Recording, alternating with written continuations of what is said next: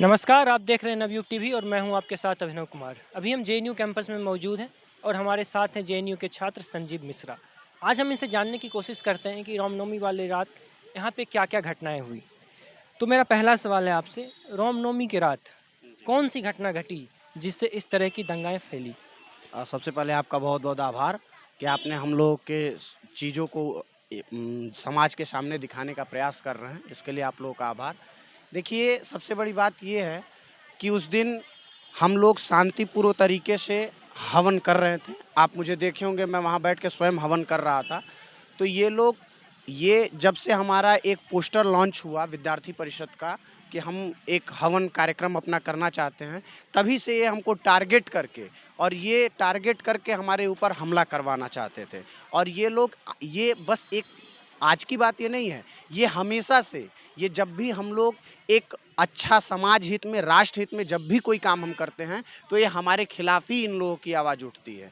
हमको ये हमेशा यहाँ पर ये दबाने का प्रयास किया जाता है। धर्मनिरपेक्षता का अर्थ ये नहीं हुआ कि हम धर्मनिरपेक्षता में मैं भी मानता हूँ, संविधान में धर्मनिरपेक्षता शब्द है तो उसको हमको मानना चाहिए। लेकिन धर्मनिरपेक्षता शब्द का अर्थ ये नहीं हुआ कि किसी के धर्म का अपमान आप करें।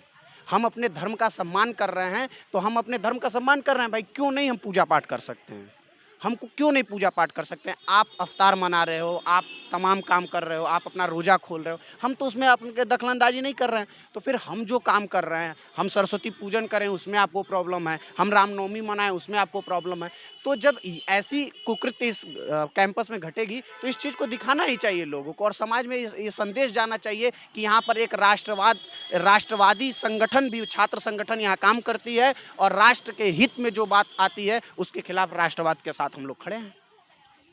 तो एक चीज़ मुझे समझ में नहीं आई, वो कहते हैं जी। कि उस रात कुछ ऐसा हुआ ही नहीं, ये लोग अपने मन से एक छोटी-सी बात को चिंगारी की तरफ फैलाने की कोशिश कर रहे हैं।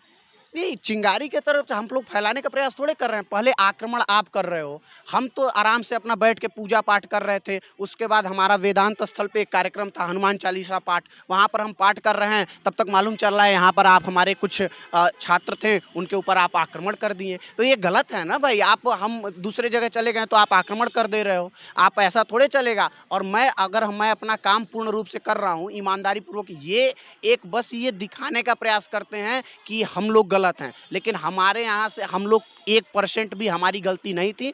हम अपने हवन यज्ञ को हम लोग कर रहे थे, उसमें ये लोग दखलंदाजी दे रहे थे और पहला आक्रमण इनके तरफ से हुआ है। हम लोग तो यहाँ तक कुछ किए ही नहीं। हमारे ये अभी एक आप लड़की से बात किए, दिव्या, उसको चोट लगा है। रवि को 8 टाके उसके हाथ में लग गए हैं। तो हमारे यहाँ तो चोट लगे हुए हैं और ये अभी देखिएगा आज इनका कुछ इनका मार्च भी शायद है। ये इनकी आदत है, अब इनकी डफली शुरू हो जाएगी बजना और ये केवल इस देश को तोड़ने की काम करते हैं।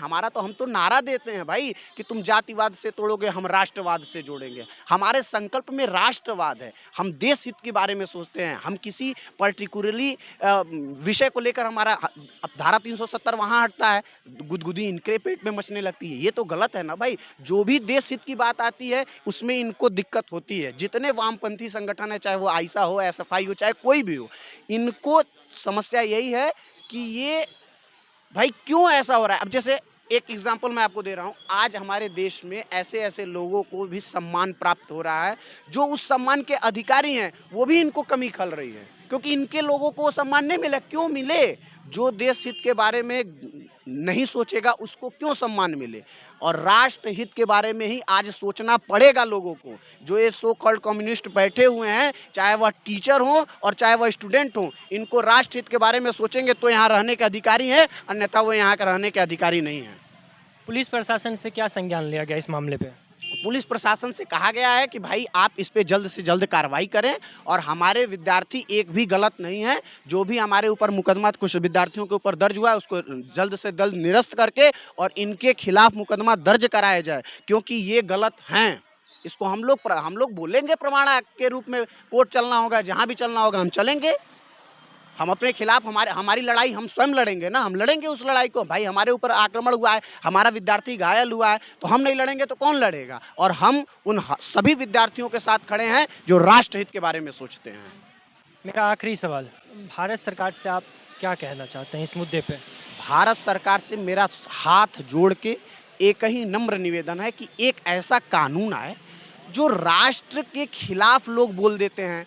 अभी आप कुछ लोगों को सुनते हैं, यहाँ के बड़े नेता लोग जो जाके प्रधानमंत्री को अपशब्द बोल दे रहे हैं, राष्ट्रपति को अपशब्द बोल दे रहे हैं। तो उनके खिलाफ एक ऐसा कानून आए जो इनको सख्त से सख्त सख्ती बरसे।